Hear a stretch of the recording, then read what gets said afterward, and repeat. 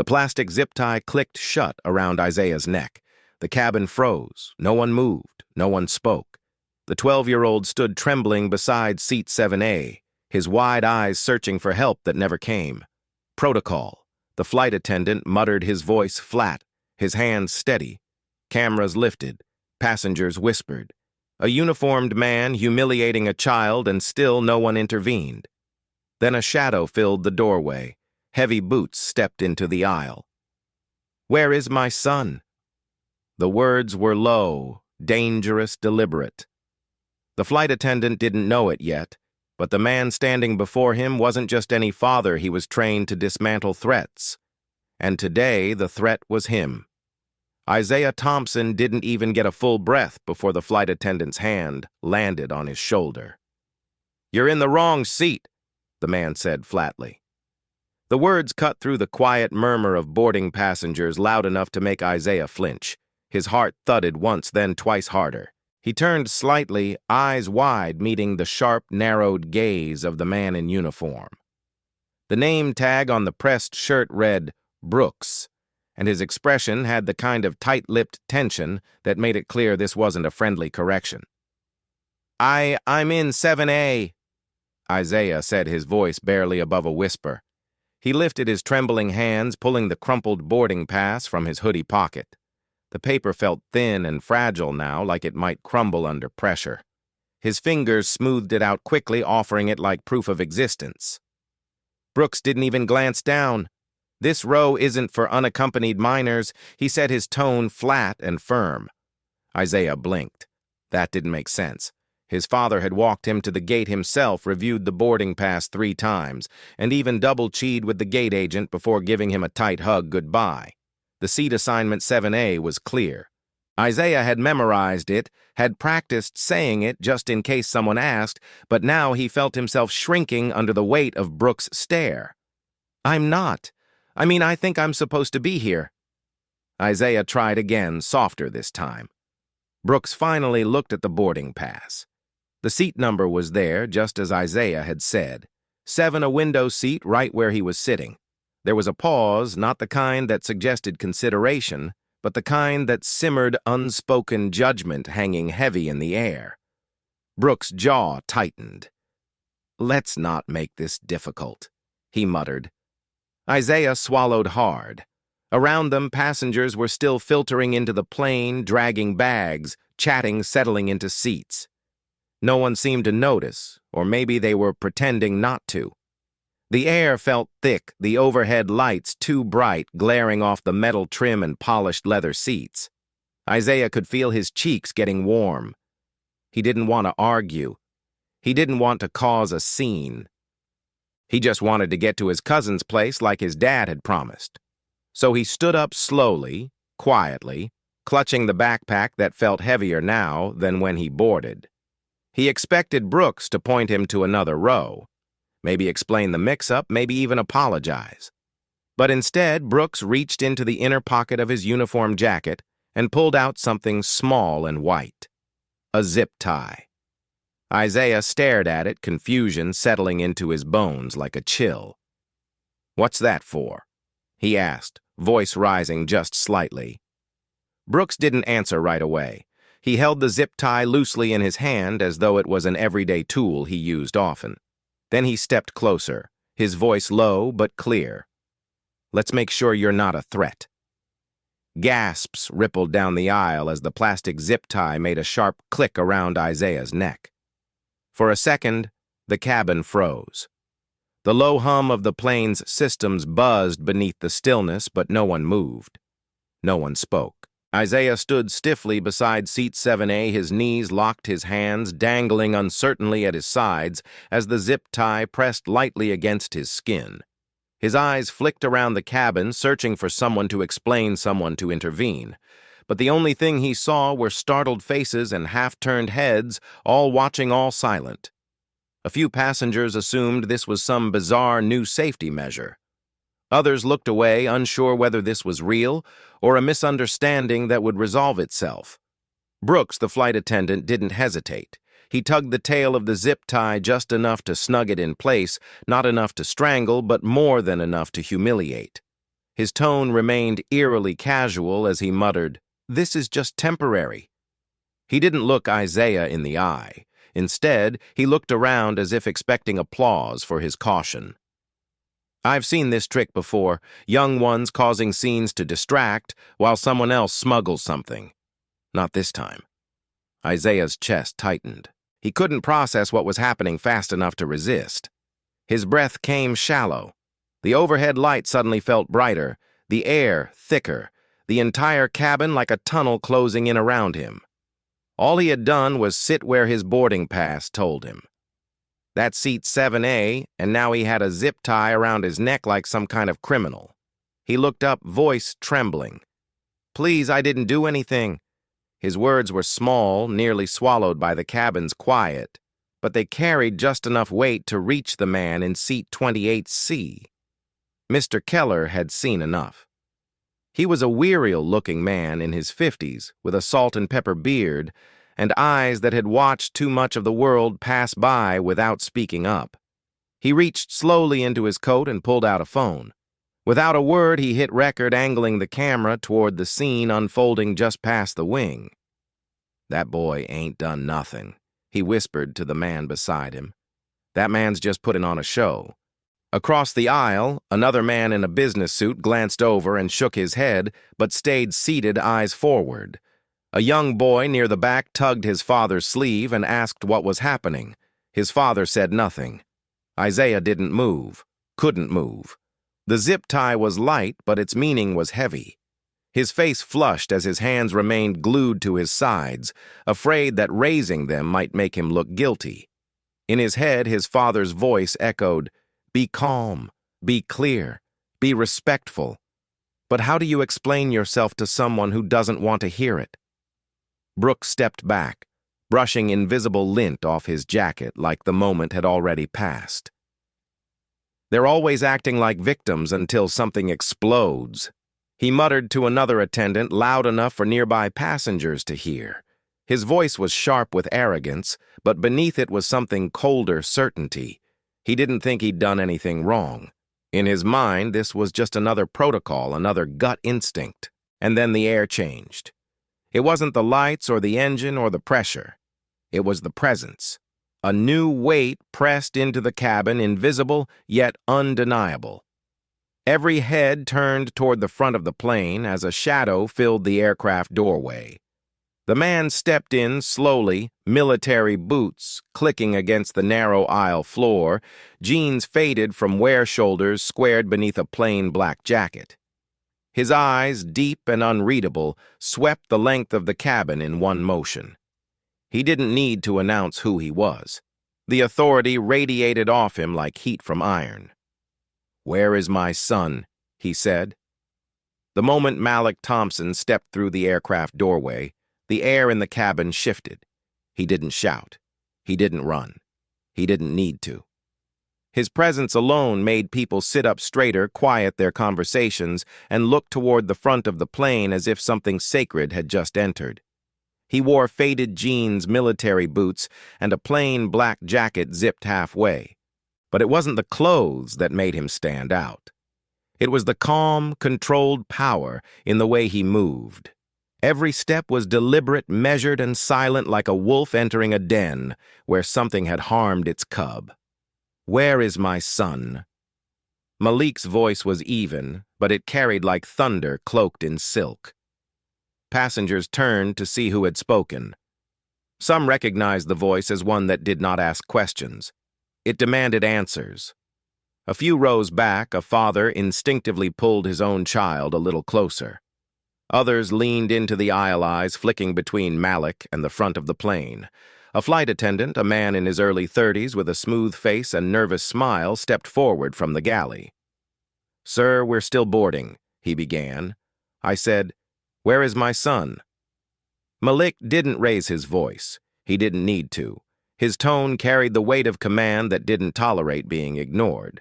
It wasn't just a question. It was a reckoning waiting for a target. That was when he saw him. 2 rows ahead, slightly to the left, stood a small figure with slumped shoulders and trembling hands. Isaiah. The boy stood as if frozen in place, a plastic zip tie loosely looped around his neck like a collar on a dog, the end dangling down the front of his sweatshirt. His eyes locked with Malik's, and for a moment, everything else faded. Time slowed. Malik's breathing became silent. His eyes scanned Isaiah from head to toe, not for injury, but for clues. Was he hurt? Was he scared? Did he cry? The answers came quickly. No visible wounds, but the emotional ones were raw and open. Malik could read it in his son's clenched fists and tear-rimmed eyes. He started walking. No one dared stop him. Even the plane's captain, who had stepped out of the cockpit to see what the disturbance was, instinctively moved to the side as Malik passed. Malik never looked at him. His focus was locked. Kevin Brooks, the flight attendant who had zip-tied, Isaiah stepped into the aisle holding up a hand as if he believed protocol might shield him. "Sir, I'll need you to return to the gate," he said. "You're not cleared to be on board yet." Malik stopped just inches from Brooks. They were face to face now. One man built like brittle straw, the other carved from stone. Brooks tried to stand tall, but the way his fingers fidgeted at his side betrayed the unease boiling inside him.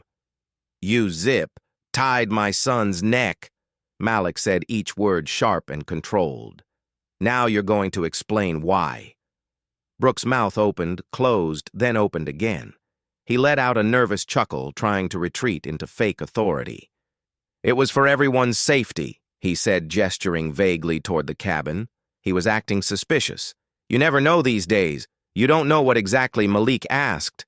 His voice didn't rise, but it became colder, heavier, almost metallic. "That a child in a hoodie is a criminal. That a boy flying alone is a threat." Brooks swallowed. "I followed protocol." "You invented a protocol." Malik snapped, then turned to Isaiah. His hands moved gently, carefully, lifting the zip tie from around his son's neck. Isaiah winced, not because it hurt, but because the moment was finally real. Malik examined the plastic in his hands, turning it slowly like it was a piece of evidence in a case that hadn't been filed yet. He placed a hand on Isaiah's shoulder. "It's okay, soldier," he murmured. "I'm here now." Isaiah nodded, but his voice didn't return. Malik looked back at Brooks. "You don't get to define what suspicious looks like," he said. His eyes narrowed with a calm, terrifying focus. "But I do." A ripple of tension spread through the cabin as Malik gently placed his hand on Isaiah's shoulder, his fingers brushing past the faint indentation the zip tie had left on his son's neck. Isaiah's lower lip trembled, his eyes darting toward the faces around him. Some sympathetic, most uncertain, all silent. Malik leaned down, his voice low and steady, the kind of voice that didn't need to shout to command attention. "You okay, soldier?" he asked, his eyes searching Isaiah's face. Isaiah gave a small nod, but the fear in his eyes betrayed the answer. He was shaken, humiliated not just by the physical restraint, but by the fact that not a single adult had stopped it from happening. Malik straightened the quiet storm in his chest, tightening into focus. He didn't spare a single glance for Brooks, who stood awkwardly a few feet away, trying to blend into the background.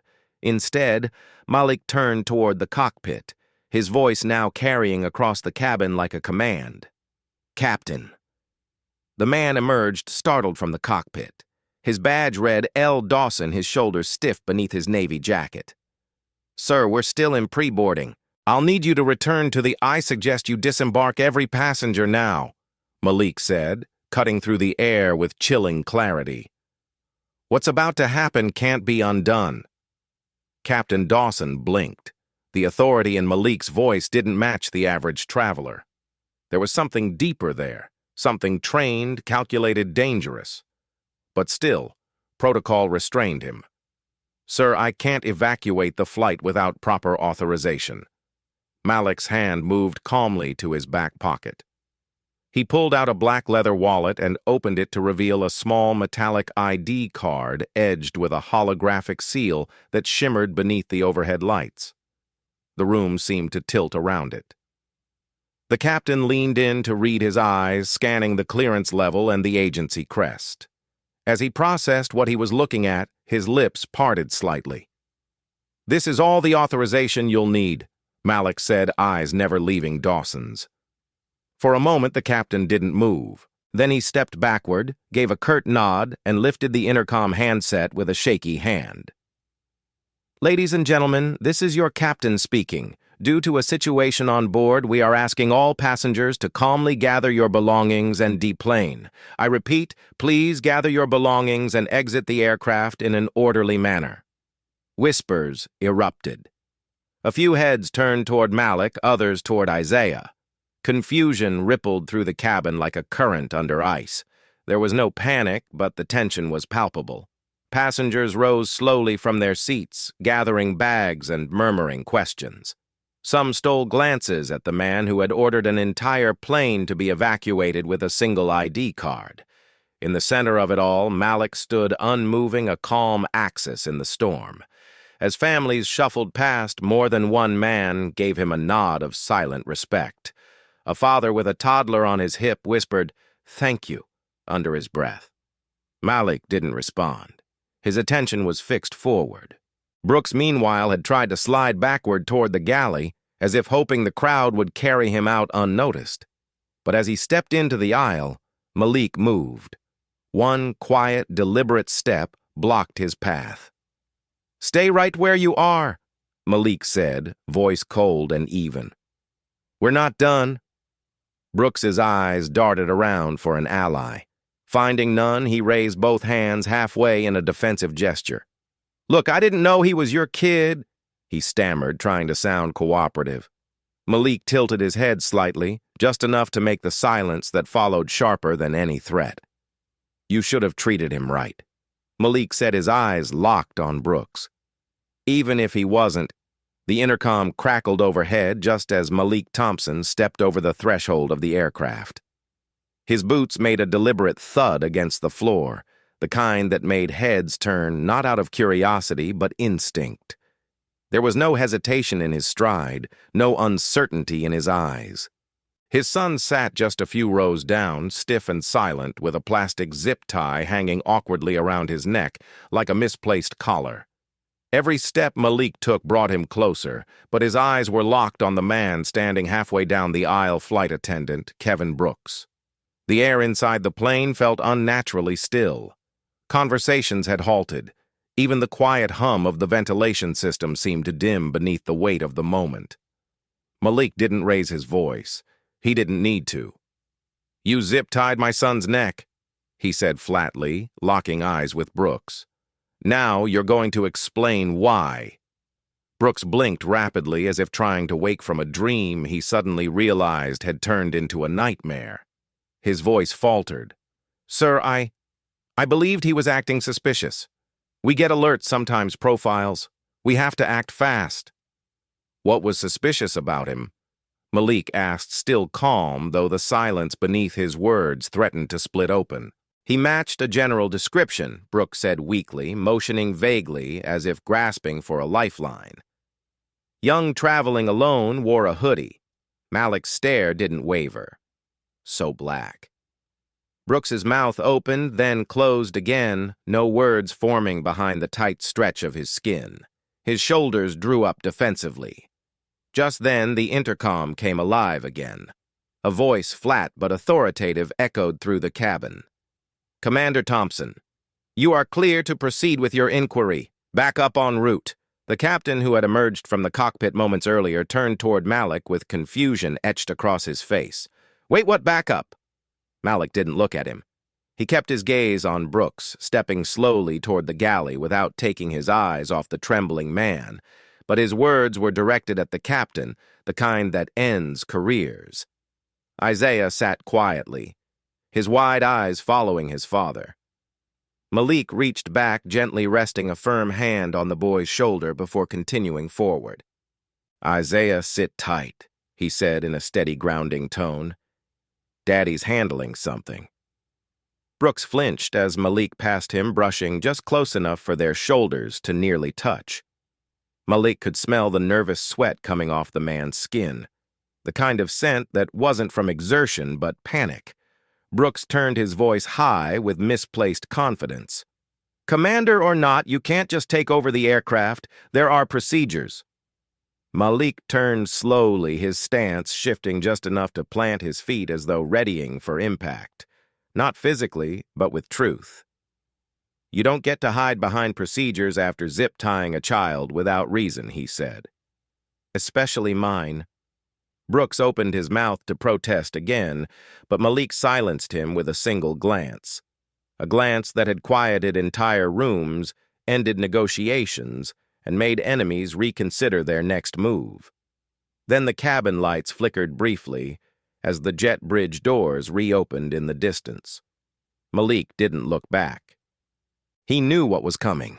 He had made one phone call before he ever stepped onto that plane, a call that would change everything. Outside the aircraft, the airport's normal rhythm had been broken. Security personnel, alerted by a vague and escalating report from the cockpit, began converging at Gate 12. Radios buzzed on their hips. Some officers jogged, others brisk walked, unsure of the severity of the situation, but primed for response. Most of them thought they were heading into a containment scenario. What they didn't know was that Malik's phone call had reached a much higher rung of authority. One Devin Ward, Director of Internal Transportation Investigations. Devin didn't need much to go on. He and Malik had shared more than war stories. They had shared values, loyalty, and a deep understanding of what justice looked like when institutions failed. The call had been short. "Someone zip-tied your boy?" Devin had asked, his tone clipped and cold. Malik hadn't even needed to explain. Just 2 words, Flight 442. And Devin responded, "Give me 5 minutes." Inside the aircraft, Malik stood near the service area watching Brooks from a distance. The man was unraveling in real time. He paced in a tight line, occasionally glancing toward the jet bridge like it might offer an escape route. A flight attendant tried to offer him water. He refused it with a trembling hand. "I thought he was a threat," Brooks muttered under his breath, then louder to no one in particular. "You have to act fast in these situations. I was just doing my job." Malik didn't move. "Your job doesn't include choking children with zip ties." Brooks straightened defensively. "He wasn't choking, but he was terrified," Malik said. His voice had dipped into something lower than cold. "It was surgical. You don't need to leave a mark to cause harm." Footsteps echoed from outside the cabin. Sharp uniform, deliberate. And then the cockpit speaker crackled again, surprising everyone. "Commander Thompson, be advised. Director Ward has cleared entry. Agents approaching jet bridge." The captain turned, startled. "Agents?" Malik nodded once, slow and deliberate. "You're going to want to cooperate, Captain." The man gave a tight swallow and moved back into the cockpit, closing the door behind him as if retreating from a storm. Brooks looked up, panicked now. "Look, I didn't know he was your son." Malik stepped forward again, eyes hard. "You should have treated him right even if he wasn't." Brooks's face fell, and for a moment the entire plane was quiet again. No one spoke. Not the attendants, not the handful of crew still frozen at the back galley. Not even Isaiah, who sat quietly, but whose small fists had slowly unclenched for the first time since the plane began boarding. Then Malik said it, the sentence that would hang in the air long after he left the aircraft. His voice didn't rise. It didn't need to. It was a scalpel of truth, slicing through every excuse and every broken system that had made a child feel like a criminal for boarding a plane alone. This wasn't a mistake. It was a pattern, and I'm going to expose it. 3 unmarked black vehicles came to a sudden stop just outside Gate 12 of Westmond International Airport.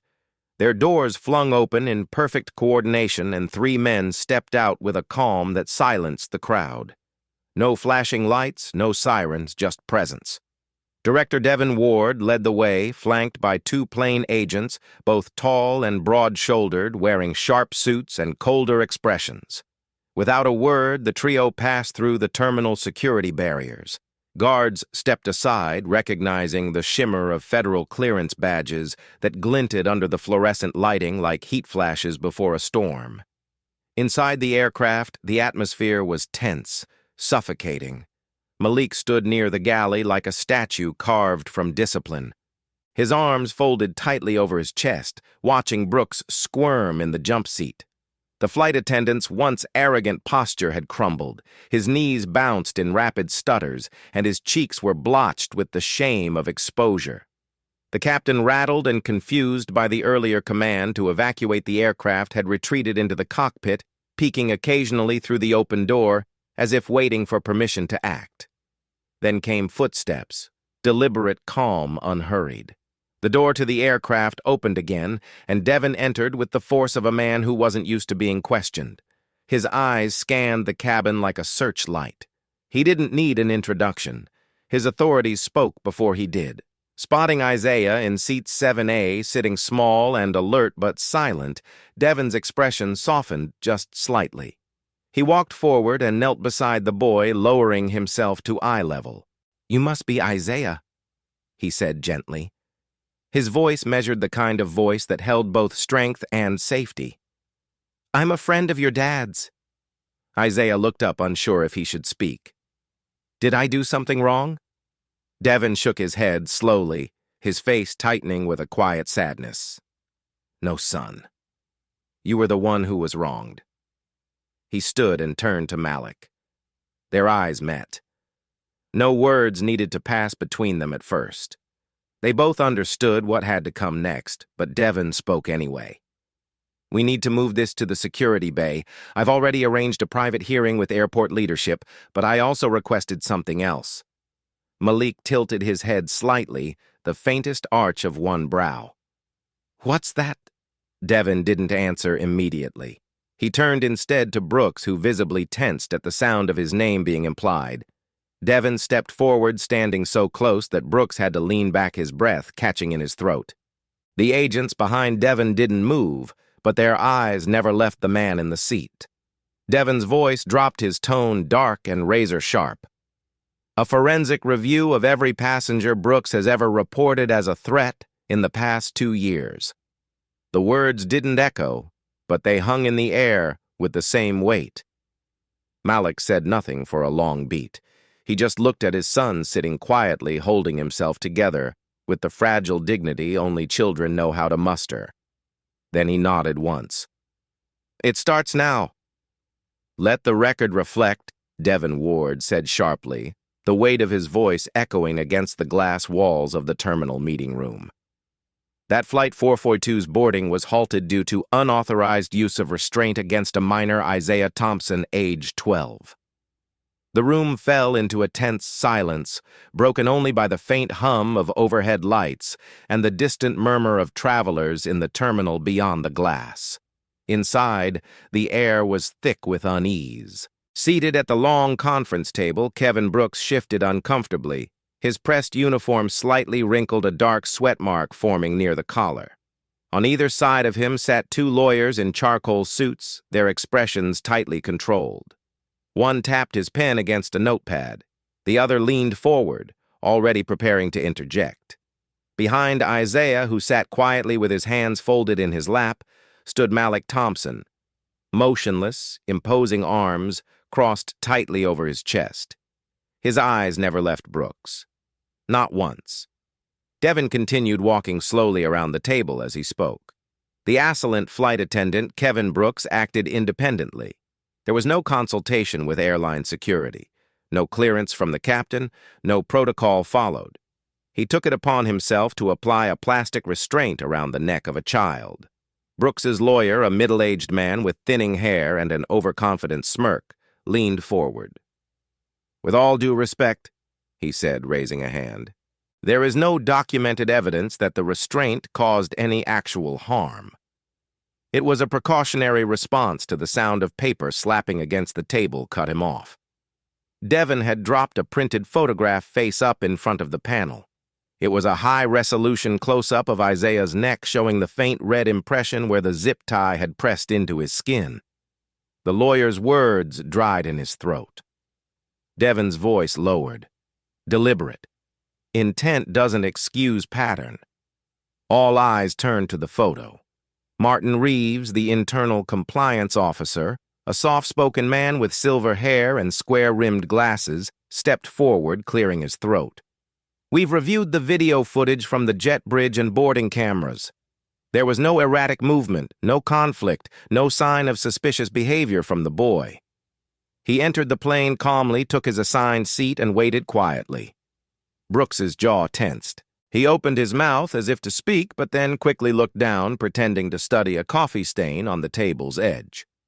Martin continued, "This is not the first complaint involving Mr. Brooks and young black passengers. In fact, over the past year, 3 separate incident reports were filed by passengers and parents involving aggressive treatment of unaccompanied minors, each time described as having been flagged by Mr. Brooks for vague security concerns." Murmurs stirred in the back of the room where 2 airport supervisors and a legal representative from British Airlines were seated. One of them, a young operations manager with a clipboard on his lap, leaned toward the airline rep and whispered something. The rep's brows drew together in concern. Devin didn't pause. He turned toward Malik. Malik stepped forward slowly, eyes fixed on Brooks like a predator tracking its mark. His voice was low, but it carried power. "He didn't just profile my son," Malik said, pausing to let the words land. "He assaulted him, and he did it under the shield of policy, counting on silence, counting on people to look away." Brooks sat rigid, his back pressed to the chair as if trying to shrink into the upholstery. One of his lawyers muttered something under his breath, but even he didn't sound convinced. Isaiah, still silent, glanced up at his father, then at the men seated around the room. His lips were pressed together tightly, his small hands now clenched in his lap. Malik leaned forward, resting his palms against the table, his eyes not on Brooks anymore, but on everyone in the room. His voice was quieter now, but every syllable struck like iron. "Now let's talk about accountability. If that moment made your blood boil, don't stay silent. Subscribe and become a member, because standing up against cruelty is how we defend our own." Devin inserted the USB drive into the sleek silver port of the hearing room's panel monitor. Without waiting for permission, he tapped the keyboard, and the screen lit up with a silent click. The lights dimmed slightly, not from the controls, but from the weight of the moment. One by one, photographs began to flash across the monitor. Each image was a snapshot frozen in time. Children standing beside boarding gates, teens being questioned by security, young boys with backpacks being escorted away from planes. Every face had the same expression: confusion, fear, shame. The room was absolutely still.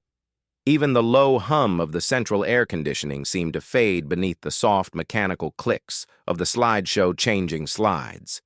It was not a dramatic presentation. There was no soundtrack, no harsh narration, just truth in image after image, truth that spoke for itself. "In the past 18 months, Devin said slowly, his voice low and firm, Kevin Brooks filed 47 separate threat reports involving passengers flagged during the boarding process. Of those, 4739 were minors. He paused, letting the words settle. Then he continued, and 35 of those minors were children of color, Black, Latino, or mixed heritage. Gasps were held, rather than released. Nobody in the room moved. The airline's representative, Glenn Withers, sat forward in his chair, his lips parting slightly, as if to say something, but nothing came out. His pale hands fidgeted at the edge of the desk, while his eyes remained locked on the slideshow, unable to look away. At the far end of the table, Brooks squirmed. His collar, once neatly pressed, now looked stiff and tight against his neck. Sweat gathered above his eyebrows. He leaned forward, cleared his throat, and forced a laugh that didn't belong in the room. "That's just coincidence," Brookie said, his voice loud and defensive. "I was being proactive, all right, vigilant. We're trained to respond to behavior. It wasn't about race." Malik cut in. He didn't raise his voice, but the chill in his tone made Brooks freeze. Malik leaned forward, eyes locked on the man who had zip-tied his child. You weren't being proactive, you were being predictable. And predictable prejudice, he said, pausing for effect, is still prejudice. The silence that followed was thicker than before. The committee members exchanged glances. Even the airline's compliance officer, Martin Reeves, shifted uncomfortably in his seat, scribbling something quickly in his notepad. The slideshow continued. A photo of a 7-year-old boy being pulled aside by TSA. A 12-year-old girl hugging her doll as she was questioned. Another child with tears on his cheeks, handcuffed by a security officer. Malik's mind wasn't in the hearing room anymore. It was flashing back to that moment on the plane. Isaiah's small shoulders hunched forward, the zip tie pressing lightly against his neck, the humiliation, the silence from everyone around him. And now this proof that his son had not been an isolated case. He was part of a pattern. Suddenly, Isaiah pushed back his chair and stood. The chair's legs scraped loudly against the floor, a sound that startled the entire room. All eyes turned to him. Isaiah's voice was soft, but carried. "He didn't even ask me a question," he said, looking around at the committee members, his hands slightly trembling at his sides. "He just grabbed me like I was some animal." There was no response, only silence. Devin glanced sideways at Malik, then turned back to the committee. His expression had shifted from cold professionalism to something more raw. Fury was there, yes, but so was disbelief. Disbelief that they still had to spell this out, that after everything the facts still needed convincing. "Well," Devin said, turning back toward the panel, his tone sharp as a blade, "are we still pretending this is defensible?" The statement came through a flat, sanitized press release. Brooks was suspended pending investigation. No apology, no direct mention of Isaiah. Just carefully chosen words meant to diffuse public pressure without accepting blame. Malik stared at the screen in silence, his arms crossed tightly, while Devin paced a short distance away near the wall-length windows outside the hearing room. "This won't stop until policies change," Malik said without looking up. Devin stopped mid-stride and turned his face tense.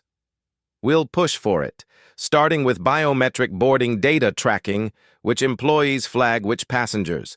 No more hiding behind routine." His voice was steady, but there was a fire behind it. Before either of them could say more, a voice broke the tension. "There's something you need to see," said Glenn Withers, the Bright Ray Airlines representative. He had approached quietly, glancing over his shoulder, as if afraid of being seen. Off the record. Malik's eyes narrowed. Devin stepped forward. "What is it? Just follow me now." They moved quickly, following Glenn through a maze of sterile hallways lined with metal doors and flickering overhead lights. The airport's public face, the glossy ads and smiling travelers, was gone here. Everything was concrete wires and silent corridors. Glenn paused in front of a keypad-locked door marked Archive Level C. He punched in a code with trembling fingers. The lock clicked open. Inside was a small temperature-controlled room with a humming server wall and a sleek terminal console on a waist-high counter. No chairs, no windows, only silence and fluorescent light. Glenn approached the console and began typing. "All employee activity is logged. Searches, access points, communications, anything that touches our internal network leaves a trace." Brooks was careful, but not careful enough. "What are we looking for?" Malik asked, stepping closer, his arms now at his sides, but his shoulders still squared. Glenn didn't answer. Instead, he pulled up Brooks' employee ID and ran a back-end trace. A wall of timestamps, access logs, and message headers flashed across the screen. Glenn filtered the results and opened a communication thread labeled Flag Infant Risk Protocol. Observe.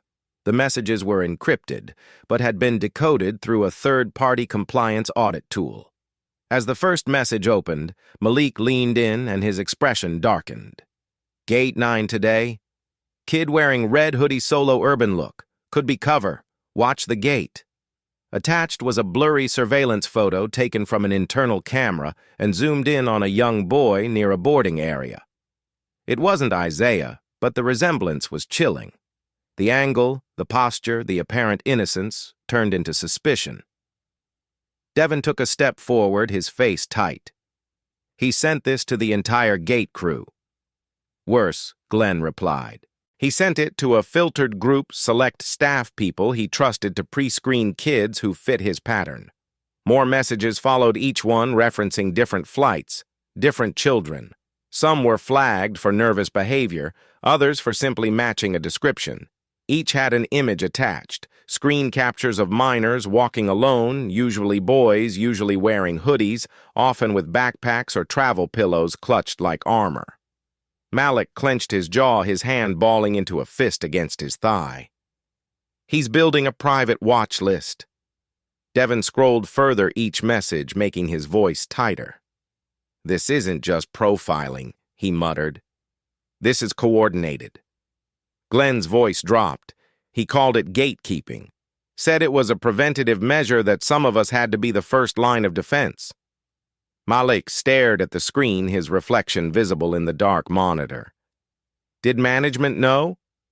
Glenn hesitated. That's not my department, he said softly. But the pause had already answered the question. Another file popped up, a spreadsheet indexed by flight numbers and incident tags. The column labeled observations included recurring abbreviations: UPM, unaccompanied minor UKAB, urban clothing attitude, bold DPR, disruptive passenger risk. Dozens of entries. Malik's voice dropped to a whisper, cold and deliberate. This was never about security. This was targeting. They called it proactive safety, Glenn said weakly. It's surveillance, Devon said. Selective, unofficial, and illegal. Malik nodded, but his voice was distant now. He was staring at the most recent entry dated just 3 days before Isaiah's flight. The observation code was identical. Same hoodie description, same flag level. He stepped back as if needing distance from the bile on screen.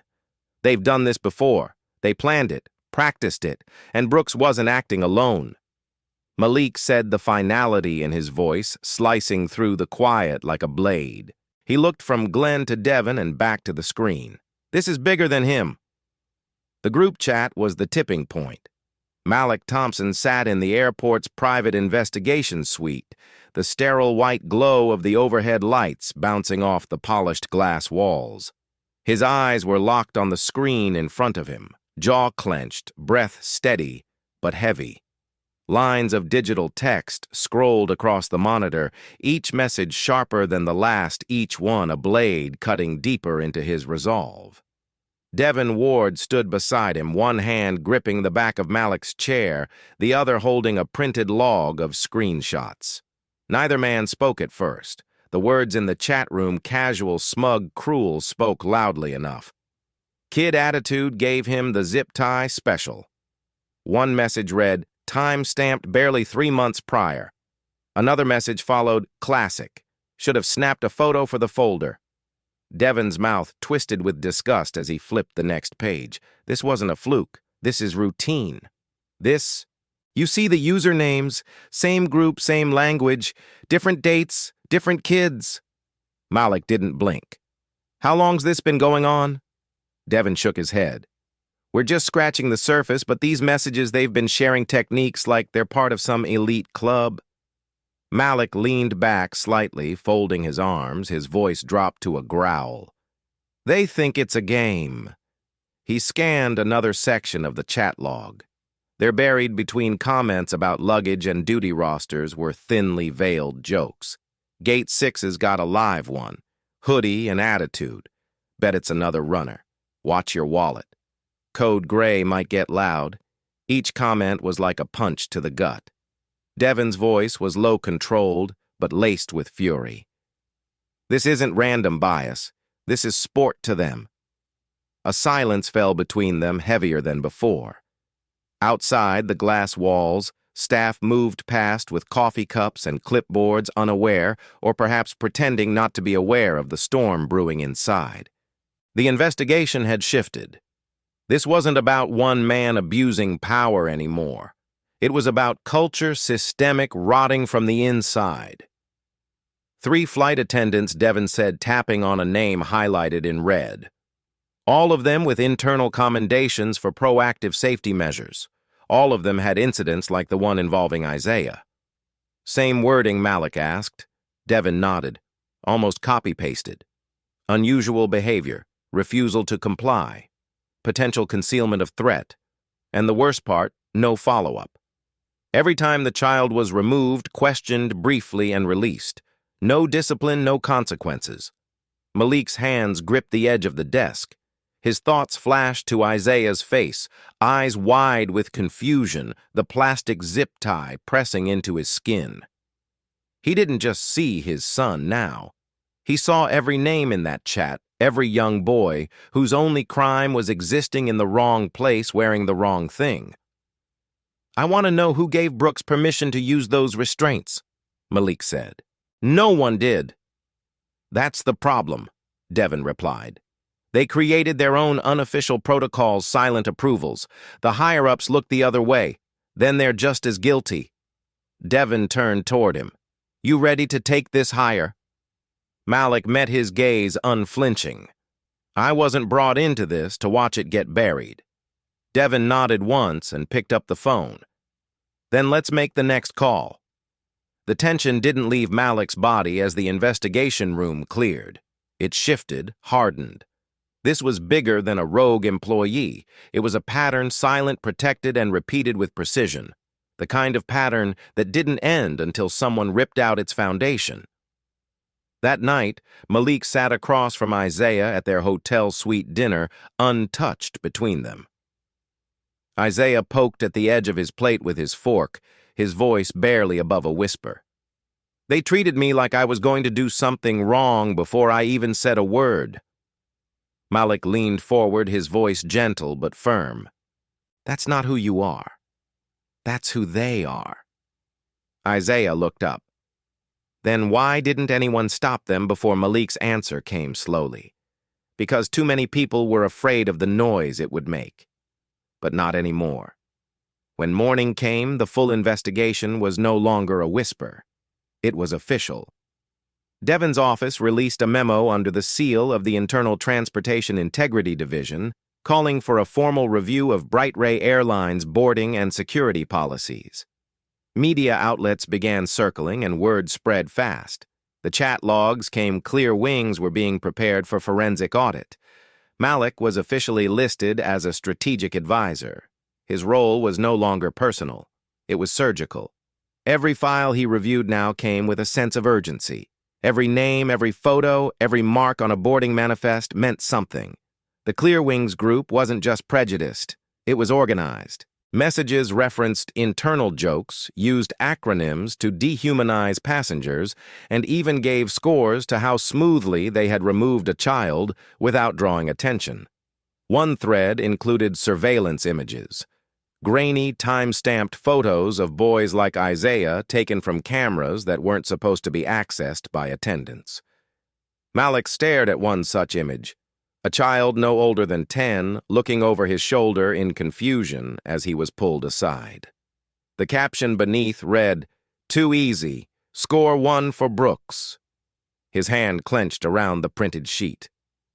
"You were never the problem, son," Malik said quietly, his voice low and steady as he turned to look at Isaiah across the room. "You were the evidence they tried to erase." The file landed on the dashboard with a dull slap, its corners bent and worn from being handled too many times in secret. Malik stared down at it, barely blinking. The underground parking garage smelled of motor oil and damp concrete, but none of that mattered. What mattered was the man seated across from him in the back seat of Devon's unmarked vehicle, Darren Pike. Darren was in his late 30s, eyes darting constantly, fingers twitching as he nervously rubbed his thumb along the zipper of his hoodie. His voice was low, nearly swallowed by the hum of nearby traffic echoing through the concrete walls. Upper management knew, he said, glancing toward the shadows as if they were listening.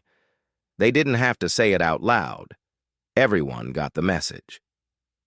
Malik remained still, arms crossed over his chest, his jaw set tight. Devin, seated behind the wheel, leaned back slightly to catch Darren's words. "What message?" he asked, voice firm but calm. Darren swallowed hard. "Keep the flights clean." That was their term, especially on international routes. No surprises, no disruptions. If someone looked like they might be trouble, even if they were a kid, you flag them. You make it hard enough, they won't fly again. He pulled a folder from his bag and handed it to Malik with a hand that trembled just enough to be noticeable. This is the profile matrix they circulated. Unofficial, of course. It was shared during staff briefings by word of mouth or coded emails. Management protected themselves. But this is a copy I printed months ago when I was thinking about leaving. Malik opened the folder slowly, each page revealing something uglier than the last. A chart titled Passenger Risk Profile Evaluation sat on top, color-coded and disturbingly specific. Under high-risk indicators were listed: minor traveling alone, urban clothing, nervous behavior, foreign sounding, last name no, frequent flyer history. He looked up sharply.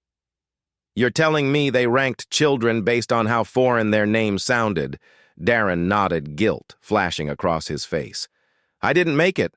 I didn't stop it." Devin flipped the page over, reading silently, his expression hardened. "Behavioral unpredictability," he repeated. "That's what they call it? You're telling me a quiet 12-year-old in a hoodie is unpredictable?" "No," Darren said, but they didn't care. They just needed boxes to check. So if a kid made someone uncomfortable, bam, he fit the matrix. They'd flag him as a soft threat. That's what they called it. Malik closed the folder and sat back against the leather seat. His voice was low and cold. They weaponized discomfort. For a moment, the car was silent. The only sound was the faint squeal of tires in the distance and the occasional drip of water hitting the concrete below. Darren wiped a hand across his forehead and looked at the two men. "I didn't think it would go this far. I thought maybe if I left it would fade out, but after I saw that video of your boy." He paused, unable to finish the sentence. Malik looked at him. "You did the right thing, Darren, but now you need to see it through." Darren hesitated. "What happens if they find out I talked to you?" Devin answered, his tone steady. "Well, shield your identity as long as we can. But if this goes public, and it will, they'll look for someone to blame." Darren looked down, lips pressed tightly together. "I'll take the risk. I couldn't sleep knowing I stayed quiet." Malik gave him a slow nod. "You won't be quiet anymore." The drive back to the terminal was a silent one. Malik sat with the folder on his lap, flipping through each page like it was evidence from a battlefield. Every highlighted term, every cold-coded label was another blow. Not just to Isaiah, but to every child who had quietly endured the same. By the time they returned to the airport office, Devin had already sent encrypted copies of the Matrix to his internal team. As they entered the secured room, a junior agent named Lewis met them at the door, face pale. "Sir, we've confirmed that several gate supervisors had access to this matrix," he reported, "and there's more. And we pulled chat logs from internal devices. Someone used your whistleblower's exact words in a group message 3 months ago. Keep the flights clean." It's widespread. Devin sighed, looking to Malik. "It's not just profiling, it's protocol." Malik didn't respond right away. He looked through the glass at Isaiah, who was waiting in the lounge area, with a warm drink, sitting quietly, with a security detail nearby. His son looked tired, older somehow, like the last day had taken something from him. Malik turned back to Devin. "Push the report to the DOJ. Let them know what we've got. I want every message, every ranking, every supervisor listed and logged." Devin nodded and stepped out to make the call. Malik stood in the center of the room, staring at the printout in his hands. His fingers curled slightly at the edges of the paper, as if fighting the urge to crush it. Then, with quiet finality, he said to no one in particular, "This wasn't unconscious bias. This was designed." Darren, still seated in the corner of the room, looked up at him, his voice low but steady. "We've got enough now." We hit back. Flashbulbs exploded like small bursts of lightning across the plaza. Reporters pushed against the roped-off barrier, their microphones extended like weapons' voices overlapping in a chaotic blur of questions. The towering stone facade of the Capitol Plaza Transportation Hall loomed behind the podium, a symbol of bureaucracy now forced to reckon with its silence. The air was thick with tension, not just from the crowd, but from what was about to be said. Malik Thompson stepped forward, the sleeves of his dark blazer pushed up just enough to show the scars from a different kind of battlefield. Beside him, Isaiah stood close, his small hand gripping his father's with quiet determination. The boy's expression was calm, but his eyes searched the crowd with cautious curiosity, absorbing the moment. Cameras tracked every movement, every blink, every breath. No one spoke until Malik did. "My son was treated like a threat before he was ever asked a question." Malik said, his voice firm, calm, but carrying the weight of something sharp and deliberate. He didn't raise his voice. He didn't need to. Each word landed like a judge's gavel. The crowd fell into a hush. Behind the cameras, a few brows furrowed. Some reporters lowered their notepads. This wasn't just a press conference. It was a reckoning. That wasn't one man's failure. Malik continued, his gaze slicing across the sea of faces. That was the result of a culture that confuses youth with danger and skin color with guilt. As he spoke, Devin Ward stood to the side, arms crossed, eyes scanning for any reaction from the transportation officials standing near the building's entrance. He had warned them this would be loud. What he hadn't said out loud, but everyone now understood, was that it would also be irreversible. Malik reached into the inside pocket of his blazer and pulled out a small folder slightly creased from the night before. He flipped it open and raised it in front of the crowd. "These are the findings we collected," he said, holding up the documents one by one. The group chat, where airline staff made jokes about detaining children, the internal risk matrix that categorized minors traveling alone as potential threats, the boarding logs, the surveillance photos, every single one taken without consent, every single one shared for sport. A collective breath rippled through the audience. Devin stepped up beside him. "A federal investigation into airline discrimination practices will begin immediately," he announced, his voice carrying the bureaucratic weight Malik had stripped away in emotion. "This will not be limited to Bright Ray Airlines. We're casting the net wide, and we're doing it now." At that moment, one of the reporters leaned over the barricade and shouted, "Commander Thompson, what do you hope comes of this?" Malik turned slightly. "I hope my son doesn't grow up afraid of things he hasn't even done yet." There was a pause, a shift in energy as Malik stepped back and gently nudged Isaiah forward. The boy's heart thudded. His palms were damp and he felt the heat of the crowd like a spotlight pressing into his chest. But when he reached the microphone, he didn't falter. He gripped the podium with both hands, his knuckles pale. "I just wanted to visit my cousin," Isaiah said, his voice small but steady. "I didn't think being alone made me scary." He looked up. He didn't see just cameras. He saw faces. Faces of people listening. And then silence. A silence so deep it felt like time had paused, just long enough for everyone to hear the unspoken truth. How often fear wore the uniform of authority, and how easily innocence could be mistaken for danger. No one clapped. No one moved. They didn't need to. That night, in the stillness of their home, Malik sat at the edge of Isaiah's bed, the light from the hallway casting a soft glow across the boy's blanket. He leaned in, brushing a hand across his son's curls, proud but exhausted. Isaiah's eyes were already drifting shut, the weight of the day finally settling into sleep. Malik whispered, "You turned fear into truth, son. That's power." Bright Ray Airlines fired 6 employees that morning. The announcement came quietly. No press release, no public spectacle, just a cold internal memo circulated through the company's secure HR portal. But for Malik Thompson, the moment felt thunderous. He sat in his home office, the soft click of the keyboard silenced as he leaned back in his chair, staring at the headline. Clearwings personnel terminated following internal review. He exhaled through his nose, controlled steady. 12 more employees had been suspended pending further inquiry. The Clearwings group, once an invisible undercurrent of racial profiling masked as security initiative, was officially disbanded. But Malik knew better than to think the battle was won. He wasn't interested in temporary gestures. He wanted institutional change.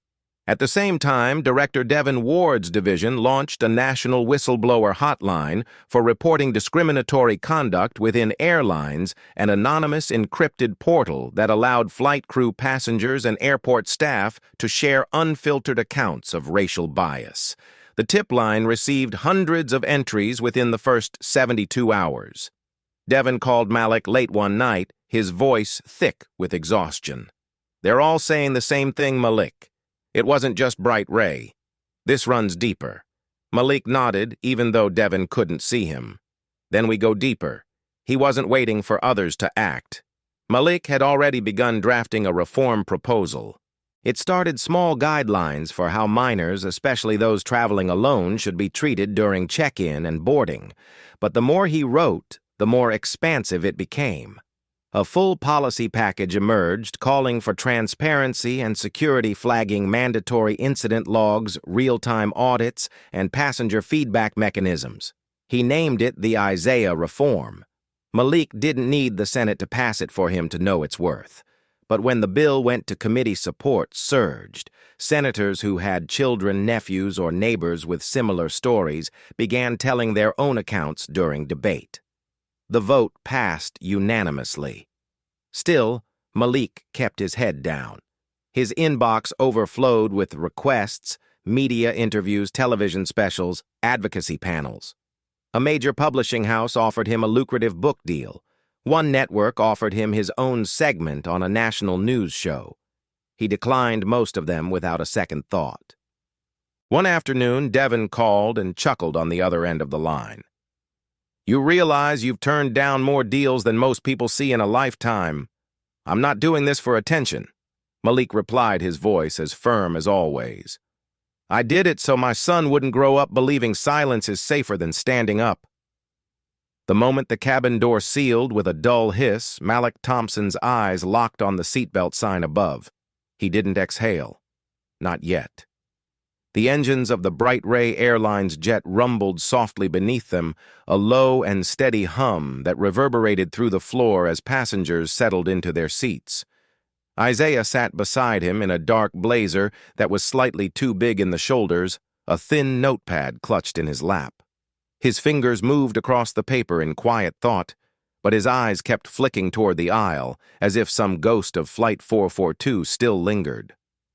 A rustle from the galley broke the rhythm of Malik's thoughts. A flight attendant emerged, tall, African-American, mid-30s, clean-cut, with a navy vest crisp over his white shirt. He walked down the aisle with an ease that didn't draw attention, but there was something deliberate about his pace. He stopped at their row.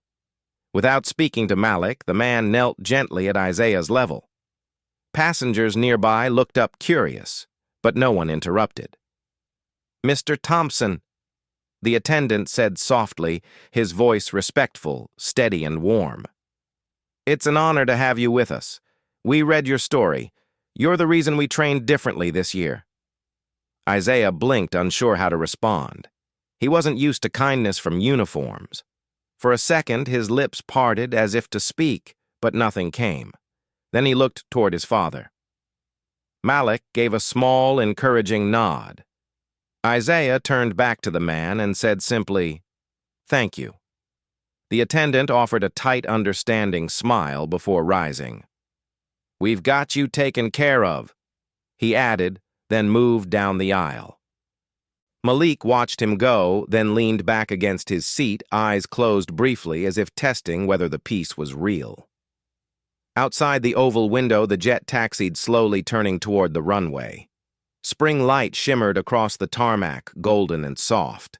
But inside, Malik, things were still shifting. He had fought wars in distant deserts, served missions across oceans, faced bullets, bombs, and betrayal. But nothing had tested him like watching his son zip-tied by a man who saw a child as a threat. That memory didn't fade easily. Even now, with Isaiah safe beside him, the weight of the past still echoed like a second heartbeat. As the aircraft lifted from the ground, Malik gripped the armrest not from fear, but from control. He looked sideways at his son, who stared out the window, eyes wide with wonder. It was a look Malik hadn't seen since before that day. He watched Isaiah take in the sky like it was a new country, one he'd earned the right to enter. The captain's voice came on over the speakers. Calm, professional, a man's tone filled with routine. Ladies and gentlemen, we are now cruising at 10,000 FT. Estimated flight time to the capital is 1 hour and 12 minutes. Malik reached for the folder tucked in his carry-on, the one marked NSYC guest speaker, Isaiah Thompson. Inside were prepared remarks, printed notes, and a formal introduction.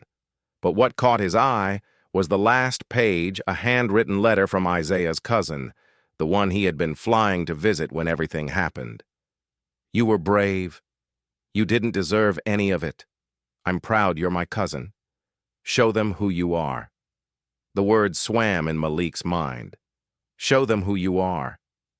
The plane rocked gently with light turbulence. Isaiah didn't flinch. He sat with his shoulders back, not as a victim, but as someone who had walked through a storm and come out holding the truth. Malik leaned in his voice just above a whisper.